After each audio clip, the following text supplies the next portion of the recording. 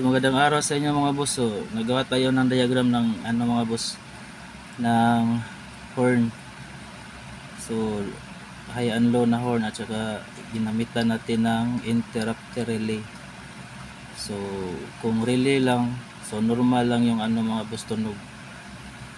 So ito interrupter relay. So itong interrupter relay mga boss nagra-rapid siya ng nagra-rapid ng horn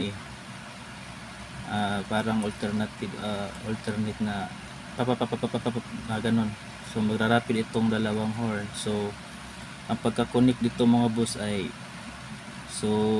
meron talagang dalawang yellow dito sa out sa itong sa interrupter relay. So dalawang yellow, hanapin nyo lang yung positive niya.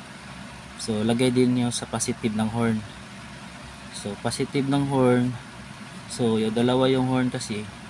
So positive dyan sa high na horn, itong 5 Hz, 510 Hz.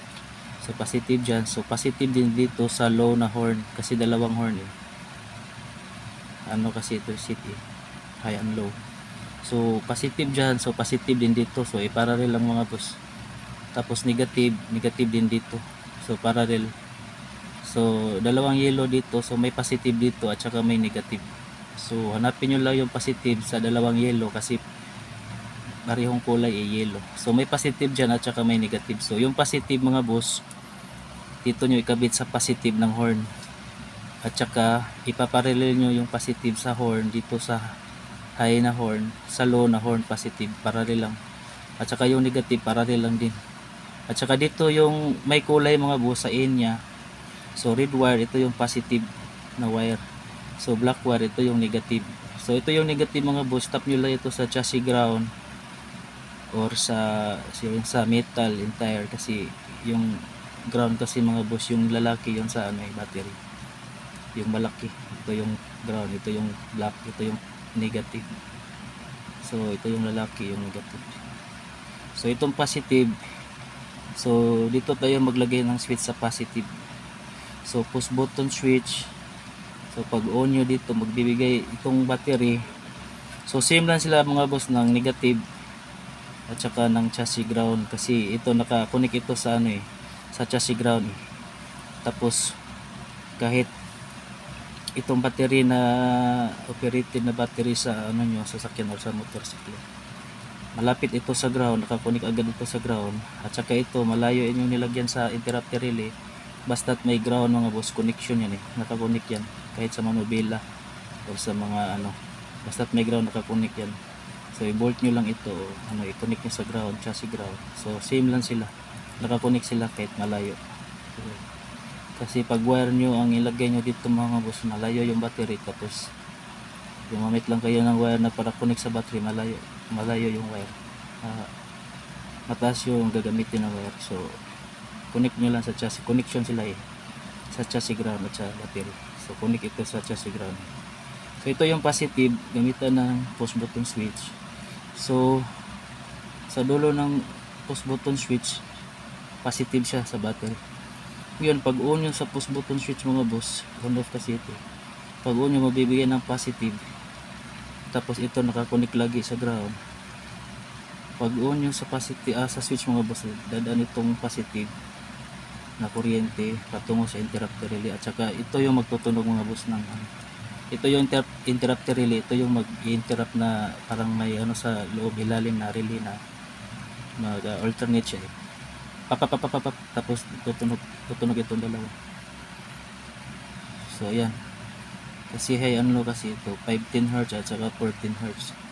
So napakadali na diagram mga boss, hindi nyo lang kailangan na kabitan ng relay na na plain na relay, parang yung relay na ordinary lang na hindi na magra-rapid. So huwag nyo na lang kabitan yun. Kung kabitan nyo, pwede rin. So ito direct lang kasi ito yung interrupter relay. Relay na kasi ito pero nag-i-interrupt lang siya ng parang alternate na papatay-patay na papapapapapap. So ayan, napakadali na mga apps. So kasi ito pag nasa motor ito karamihan kasi mga boss, yung switch sa motor nasa negative kasi yung positive naka-direct yan pag on sa susi ignition, naka-direct yan. Pag on sa ignition, so direct na on lahat. Naka-on din itong positive. So kung sa motorsiklo ngayon mga boss, luma man o bago, yung sa horn niya negative talaga yun eh. Kasi pag pindot nyo, tsaka lang siya mag-horn kasi nakakonek sa negative. So negative yung switch niya sa horn sa mga motorsiklo na luma o bago man. So ngayon kasi naka-direct yun eh, yung positive niya pag on sa ignition, naka-direct yun. So kung negative siya mga boss, so ikabit nyo lang ito sa ignition, so wala na itong push button switch. So ikabit nyo sa ignition itong positive na wire sa red wire na interrupter relay sa ignition, na pag on sa ignition mako-on ito, magbibigay. So ito na lang yung ikabit nyo sa horn switch, sa stock na horn switch sa motorsiklo. Kasi pag on, tsaka pa siya makakonek sa ground, sa chassis ground. Kasi pag kahit saan ito, kahit saan mag-switch mga boss, so positive ano sa negative. So napakadali. So ito gamitan ng direct. So ito yung magsi-switch. So ito yung magda-direct sa chassis ground. So ito yung magsa-switch. So dalawa pipilian. So isa lang yung puputulin sa dalawa ng wire. So isa lang yung lalagyan ng switch. So napakadali. So okay na ito mga boss. Napakadali na wiring ito. So parallel lang dito. Positive din dito sa low na horn. High na horn positive din dito sa low na horn. So parallel. Negative din dito. So nagpa-parallel lang sila. So tutunog na ito mga boss ng alternate kasi ito, yung interrupter relay, papatay-patay na tunog. So rapid. So kung maglagay kayo ng positive switch, so mag-ibang switch. So mga napakaraming variety mga boss, kasi pwede ito magdo-dual switch kayo itong tunog, tapos yung iba naman na tunog na buhos, yung titit, at saka ito pwede ito yung switch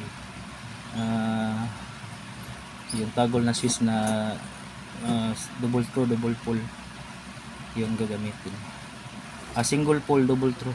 So ito yung switch na mga basta may gitna yan, saka dito. So yan.